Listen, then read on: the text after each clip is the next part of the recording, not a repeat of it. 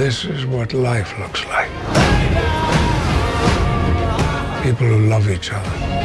A home. You should take a moment. Feel it.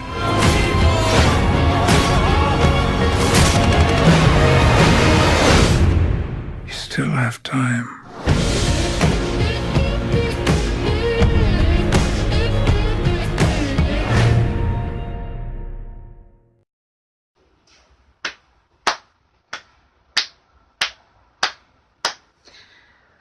That was a hell of a movie, though. Welcome, guys. Welcome to my other movie review. Obviously, if you've seen from the beginning of the video, you know which movie I'm talking about, and that is Logan. The final film that Hugh Jackman plays as the iconic Wolverine of the X-Men, and there's going to be a lot to talk about in this film. A lot to talk about. So what I'm going to do is I'm going to give you guys the non-spoilers and tell you what I think of it, how I felt about it, and if it's worth watching and everything, and I will give you my rating for it. And then after that, then I go straight into the spoiler. I'm going to break down a lot of stuff in this film.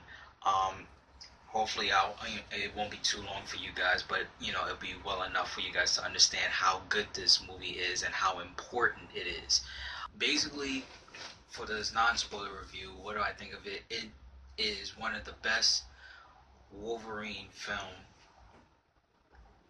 that Hugh Jackman has done. The first one, basically, a lot of people said it sucked. It did, but Hugh Jackman basically carried that film. He carried the film, and a lot of great moments in the first one. And then when we rolled into the second one, they amped it up a little bit more.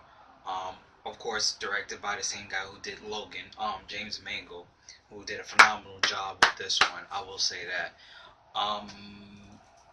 The Wolverine, the second one, they amped it up, especially being in Japan and everything.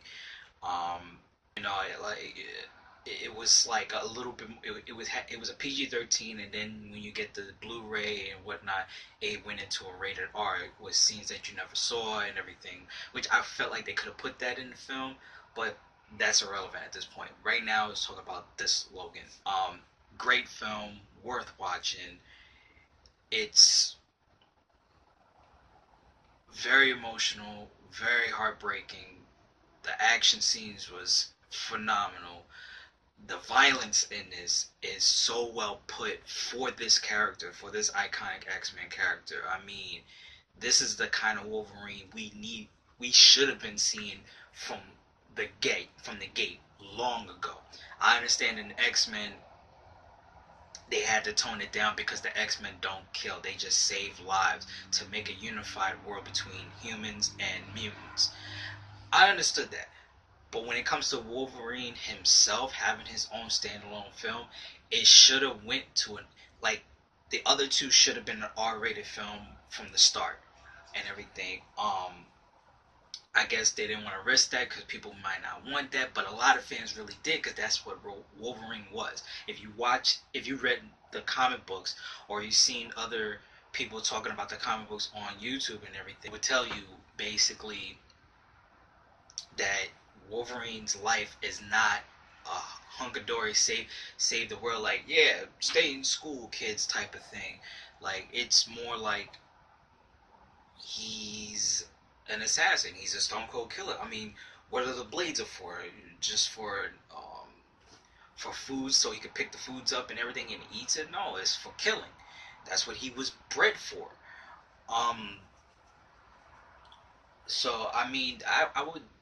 This movie is well recommended to be watched and to be to feel what he's feeling, not just him, but every other character, like the main characters in the film and everything.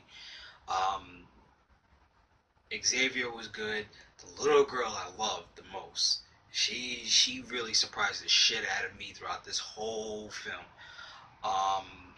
The bad guy, I forgot his name. I'll probably post it up on the screen and everything once I figure it out. He was good. I like him. Snot bastard, try to be your friend, and then he just gets brutalized on you.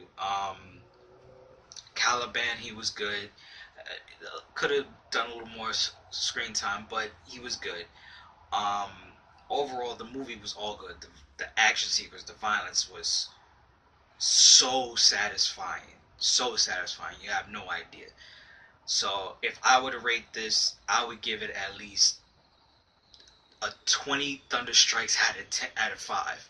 20 Thunder Strikes out of 5. That's how much I really love this film and everything.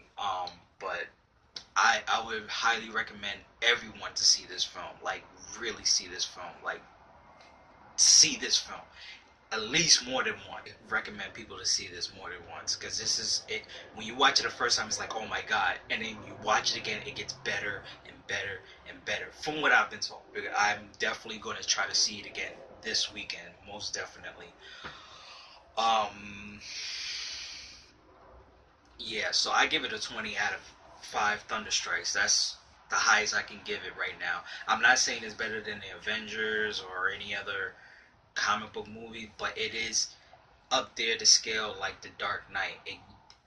It drags you deep into the story to the point where it's like, where is this gonna go? How is this person's life being, and how are they gonna do this and that? It really questions it, and it answers, and it comes to a point where it's like, holy shit! It really breaks your heart at the end. It really does. It really does break your heart at the end. But right now, so that's my non-spoiler view. So those of you who haven't seen the film, I really recommend you guys see the film before I go into this spoiler review. And so yeah, just see the film and everything, and you will enjoy it. You will not regret it. Those who are non-comic book fans as well. Since we get this non-spoiler out of the way, let's try to work on the whole spoiler review. Let's talk about everything that's going down in this film, alright?